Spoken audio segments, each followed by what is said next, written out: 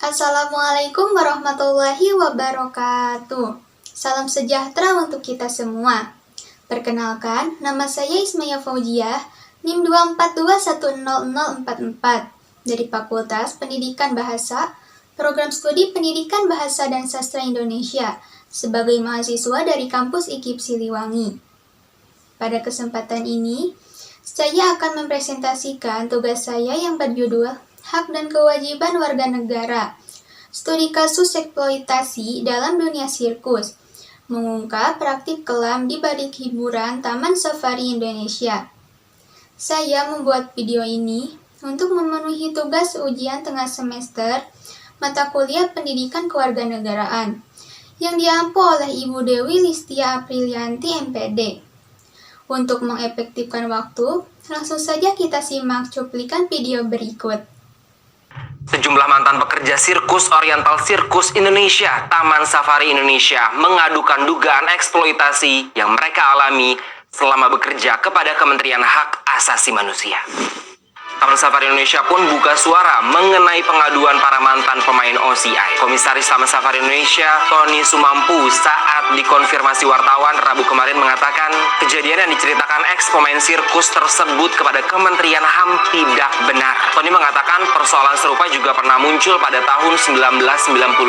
Namun masalah itu sudah diselesaikan dan tidak ada permasalahan. Dia pun mempertanyakan mengapa masalah itu kembali muncul. Tony pun membantah para mantan pemain OCI mengalami kekerasan semasa masih menjadi pekerja sirkus. Menurutnya apa yang disampaikan para mantan pekerja tidak masuk akal, seperti dipukul pakai besi. Sebelumnya sejumlah mantan pemain OCI mendatangi kantor Kementerian HAM di Jalan Rasuna Said, Kuningan, Jakarta Selatan, Selasa kemarin untuk menceritakan kisah pilu mereka. Wakil Menteri HAM Mugianto berjanji segera memanggil pihak OCI untuk mendalami dugaan pelanggaran HAM terhadap mantan pemainnya. Sementara itu, pihak kuasa hukum mendorong pemerintah untuk membentuk tim pencari fakta untuk mengungkap dugaan pelanggaran HAM ini. Dari cuplikan video tersebut, saya akan membahas sebuah isu yang sedang hangat diperbincangkan, yaitu dugaan eksploitasi dalam industri sirkus, khususnya yang terjadi di Taman Safari Indonesia, yang sempat ramai pada tahun 2025 ini. Isu ini mencuat setelah beberapa mantan pemain sirkus mengungkapkan pengalaman pahit mereka yang melibatkan kekerasan dan pelanggaran hak asasi manusia dalam dunia hiburan sirkus. Apakah kita benar-benar memahami apa yang terjadi di balik layar sebuah hiburan yang tampak penuh warna ini? Mari kita bahas lebih dalam.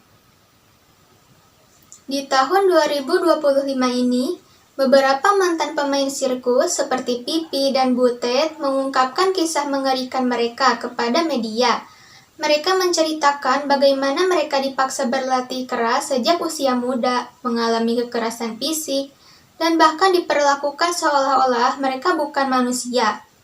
Pipi mengungkapkan bahwa dirinya dipaksa untuk tampil dalam kondisi tidak sehat, dan bahkan dihukum dengan kekerasan fisik jika tidak memenuhi standar latihan. Butet, korban lain yang mengungkapkan kisahnya, mengatakan bahwa ia harus berpisah dengan anaknya setelah melahirkan dan tetap dipaksa untuk tampil meskipun dalam kondisi sedang hamil. Tindakan ini jelas melanggar hak asasi manusia, apalagi hak anak-anak yang seharusnya dilindungi. Pihak Taman Safari Indonesia segera memberikan klarifikasi. Mereka membantah bahwa mereka terlibat dalam praktik eksploitasi tersebut. Komisaris Taman Safari Indonesia, yaitu Tony Simampau, menjelaskan bahwa Taman Safari Indonesia hanya menyediakan tempat untuk pertunjukan, dan mereka tidak bertanggung jawab atas operasional internal sirkus tersebut.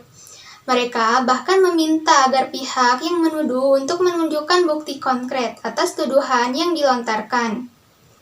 Namun, meskipun bantahan ini diajukan, kita perlu melihat lebih jauh bagaimana sistem ini beroperasi, dan apakah Taman Safari Indonesia sebagai pihak yang menyediakan fasilitas tidak memiliki kewajiban moral untuk memastikan kesejahteraan para pekerja sirkus yang tampil di sana. Dari perspektif hukum, Indonesia memiliki undang-undang yang melindungi hak anak, Undang-Undang Nomor 35 Tahun 2014 tentang Perlindungan Anak dengan tegas melarang segala bentuk eksploitasi terhadap anak-anak. Hal ini juga diperkuat oleh Konvensi Hak Anak Indonesia. Oleh karena itu, jika dugaan eksploitasi ini terbukti, jelas bahwa pihak-pihak yang terlibat dapat dijerat dugaan hukum yang berlaku. Lebih lanjut, pemerintah Indonesia melalui Wakil Menteri Hukum dan HAM, Mugianto menyatakan bahwa mereka akan menindaklanjuti laporan ini dengan serius dan memastikan bahwa hukum ditegakkan.